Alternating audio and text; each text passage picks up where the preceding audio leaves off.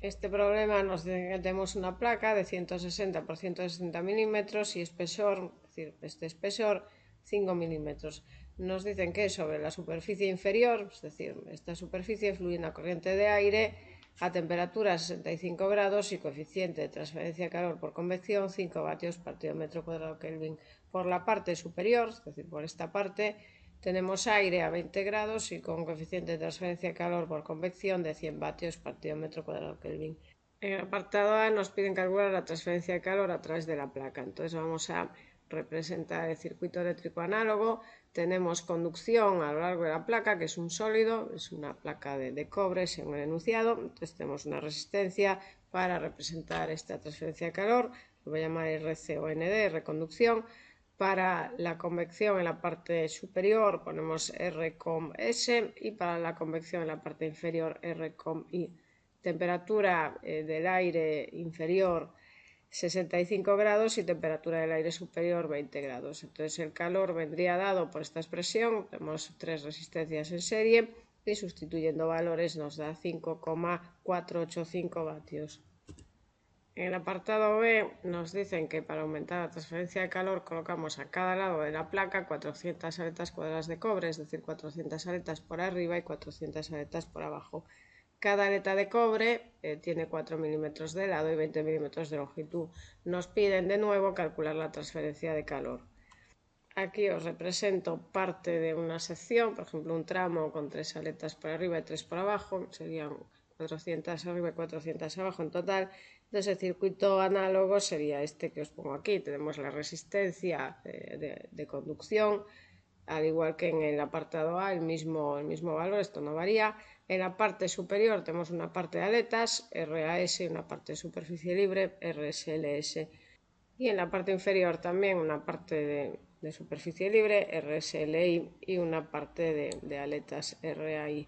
Vamos a calcular estas resistencias. RSL es 1 partido de H por el área de superficie libre, entonces para el caso superior sería H sub S, y el área de superficie libre es lo que os marco, estaríamos en este caso, pero bueno, aletas cuadradas en lugar de aletas rectangulares, sería el área que os pongo aquí en rojo, entonces vendría dado por esta expresión, es decir, sería el área total, W cuadrado, le estoy llamando W mayúscula a estos 160 milímetros, 0,16 metros, menos el número de aletas por el lado de la aleta al cuadrado. El lado de la aleta eran 4 milímetros, entonces 0,004 al cuadrado. Entonces esto nos da 0,5208 y para el caso inferior lo mismo, pero aquí con H sub I en lugar de H sub S. H son 5, H sub S es de 100, entonces nos da un valor diferente.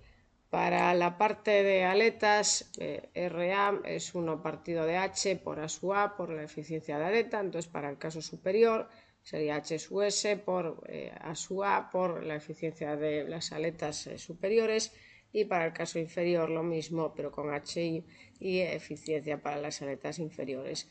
Aquí os indico cómo se calcula la eficiencia de aleta. Vamos a emplear el modelo de longitud corregida. Entonces, longitud corregida en el caso de aletas cuadradas es L más T cuartos, es decir, 21 milímetros, 0,021 metros. La eficiencia de aleta la obtenemos de esta diapositiva. Estamos en este caso, aleta cuadrada, entonces viene dada por la tangente hiperbólica de M por LC partido de M por LC. Entonces vamos a volver al problema. Tenemos que calcular M para la parte superior y para la parte inferior. Entonces para la parte superior resulta 15,81 metros elevado a menos 1 y para la parte inferior 3,54 metros a la menos 1. Eficiencia de aleta, entonces sustituyendo, para la parte superior 0,9648 y para la parte inferior 0,9982. Ahora vamos a calcular el área de transferencia de calor para las aletas y tenemos dos opciones. Vamos a volver a esta figura.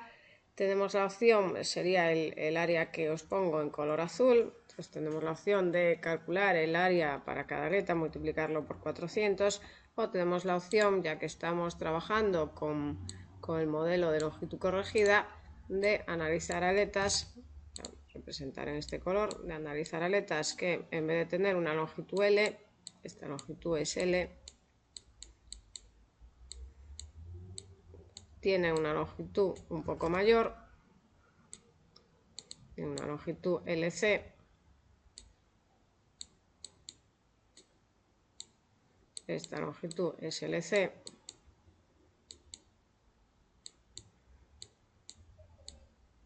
y no intercambian calor por el extremo, es decir, por este extremo no intercambian calor. Entonces el área que tenemos que calcular sería el área que os voy a marcar ahora en azul. Para cada aleta, esta área que estoy marcando en azul es 4T, siendo T el lado, por LC. Para las 400 aletas, el área es esto multiplicado por 400, voy a llamar N, que es lo que os indico aquí. El área es N, las 400, por 4 por el lado, por la longitud corregida. Y esto resulta 0,1344. Para quien lo quiera hacer de esta manera, es decir, utilizando L y llevando en consideración el extremo, el resultado sería muy parecido. No sería el mismo, pero sería muy parecido a este. Entonces, sustituyendo valores, determináis el valor RAS, el valor RAI y finalmente calculáis el calor, os da 32,8 vatios.